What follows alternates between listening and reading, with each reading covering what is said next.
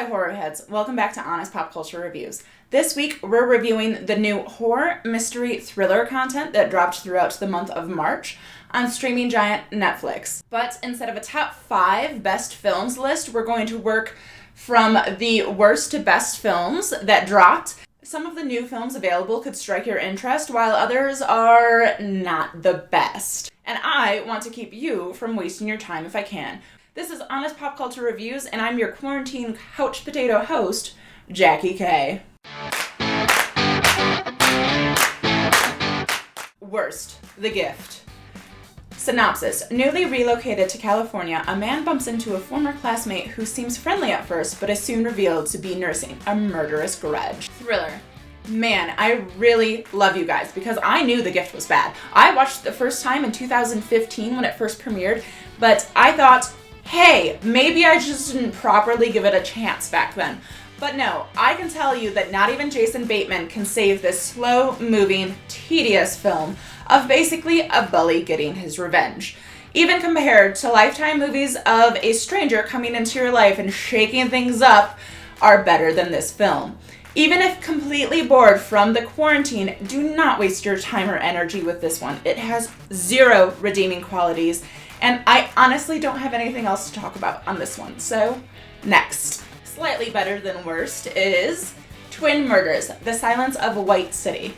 Synopsis. A detective returns to Victoria Gasteiz to solve murders mimicking those allegedly committed by a serial killer who's about to be released from prison. This is a dubbed international, based on a novel, mystery film, which is pretty obvious even just from the trailer. Familiar to the Da Vinci Code, you have a murderer who is obsessed with killing people, a boy or girl at the same age, but every time he murders, the age increases by 5 years. The murders begin with infants and moves forward. It has to do with some religious lore, but overall, it didn't hold my attention that well. If you enjoy a mystery that follows your typical police detective tracing a tale, give it a shot, but otherwise, it's a hard skip from me. Moving into just bad/okay territory is Sliver, unrated. Synopsis. A divorcee moves into a high-rise with a sordid past and begins a steamy affair with her neighbor, unaware that her every move is being monitored. This is a very 90s psychological, based on a novel thriller if I've ever seen one. It would have probably faded into obscurity if it hadn't landed on Netflix nearly 20 years later. It stars William Baldwin and Sharon Stone, and it's basically just like a really well-written voyeuristic porno. It is the unrated version, so I don't know what the theatrical cut looked like, but it is categorized as an erotic thriller online regardless. There's a lot of titties, a lot of ass, and a lot of stage sex. Sharon Stone is a new attendant in her building, trying to pick the right man while her neighbors are dropping like flies. It's an interesting film, and if you want to watch something a bit more raunchy with a few thrills, you could definitely give Sliver a chance. It could pass a couple of hours for you. Moving into the middle of our list is Every Time I Die. Synopsis. Synopsis. After a paramedic's violent death during a weekend trip, his spirit inhabits his friends' bodies in an effort to save them from a similar fate. Okay, this is a weird one, guys. It takes a long time to actually get interesting, but if you stick it out, you could really enjoy it. But I will let you know, I almost did not finish it myself. Netflix gave me a 95% rating, and I tried watching it while folding laundry. And let me tell you, this is not a half-assed film. You need to have your entire focus on watching it. If you're bored and like, let's give this film a shot, do not do so. It is a trippy psychological thriller that you need to be prepared to think during. I'm placing this film right in the middle of the March list because of that reason. Most of the acting is actually really great, but one character is just poorly executed, and the entire plot kind of relies on him not being shit. Anyways, this isn't your regular blockbuster thriller for everyone. It is very much an indie film and mostly executed decently. Giving it a middle rating today as to not exclude it from everyone, but only a small portion of the public are going to enjoy this one. Moving into the good phase, The Watcher. Synopsis. After failing to bust a serial killer, Joel Campbell retires, but the killer won't stop and begins furnishing new clues designed to drive Joel mad. That is a poorly written synopsis if I've ever read one. The Watcher is actually a 2000 psychological film, very much from the late 90s, and may have missed your original attention due to larger films that were very similar and a bit better, like Seven, The Bone Collector, and Memento. The music is very, very dated for that time, and you get to watch a young Keanu Reeves as a serial killer after The Matrix, but before he was really solidified as an action star being pursued by James Spader. It doesn't have the best rating on Rotten Tomatoes or even IMDb, but it is an overall pretty good thriller for the time it came out, and I would definitely give it a watch this quarantine. You got a good murderer, decent kills, and some good sleuthing and whatnot. It's all right in my book. Getting into the good and great selection is The Wicker Man. Synopsis. Pious detective Neil Howie gets more than he bargained for when he probes a young girl's disappearance in this harrowing psychological thriller. No, this is not the silly Nick Cage film. This is the original Wicker Man from Robin Hardy, debuting in 1973, starring a very young Edward Woodward and Christopher Lee.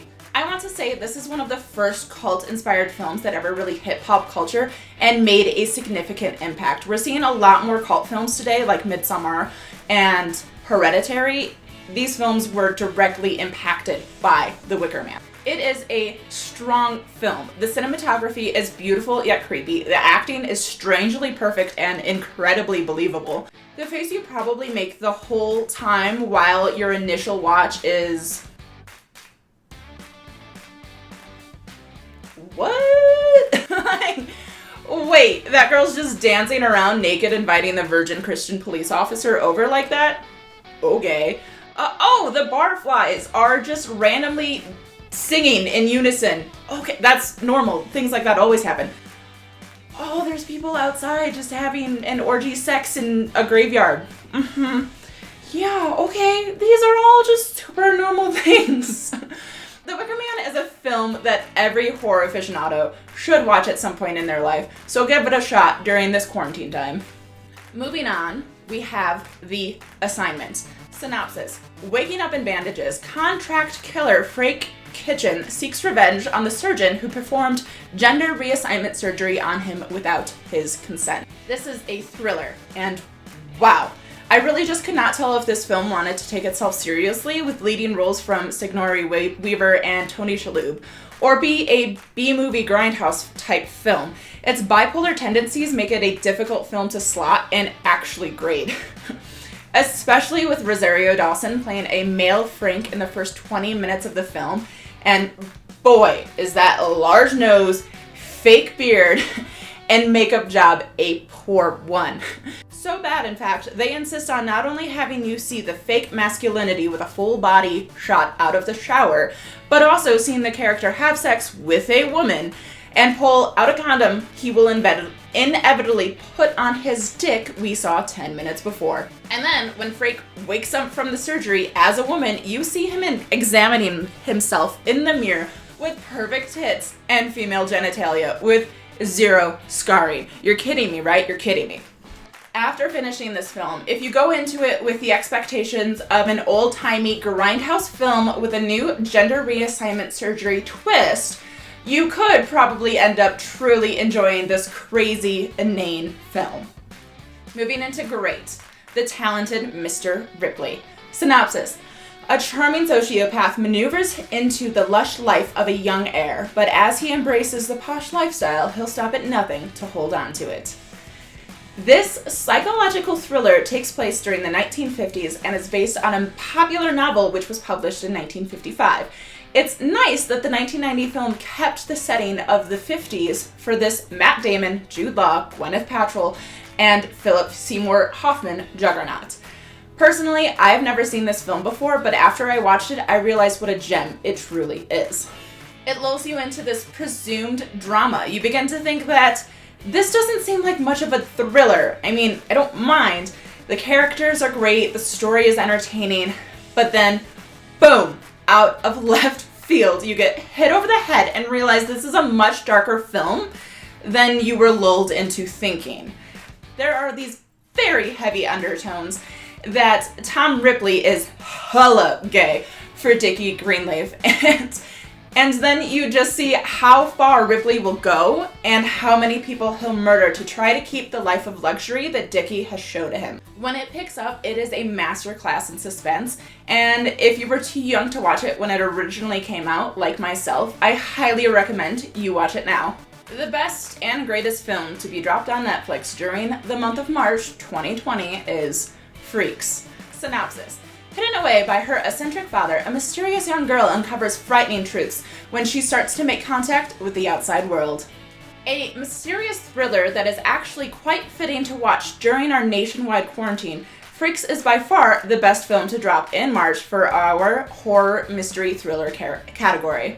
What's really upsetting about these smaller drops for Netflix are the synopsis and trailers.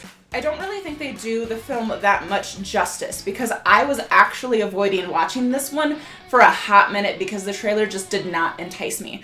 I ended up watching it specifically for this list, you're welcome, and I'm glad I forced myself to watch it. I'm welcome. It is a heartbreaking tale of a single father trying to keep his special daughter from being found by the government because she's considered pretty much a weapon of mass destruction. It is an incredibly well-written film, has amazing special effects, touching acting, and in a time where every person should be deemed infectious, it has an incredible undertone of symbolism about COVID-19 before COVID-19 was even a thing. I highly recommend Freaks. Well, that's our list. From worst to best new horror, thriller, mystery films that drops throughout the month of March. It was a lackluster month for horror, but there were a lot of thrillers. Thank you for watching my content. It really does keep me going. Please like, share, subscribe, and comment what you thought of this week's film selection and topic. I think next week we'll focus on either dark comedies, which are really fitting for dark times such as these, or maybe even children's horror films, because families are stuck at home, and I'm sure you're getting tired of Frozen 2. Comment below which you'd prefer to see. This has been Honest Pop Culture Reviews. I've been your host, Jackie K, keeping pop culture honest.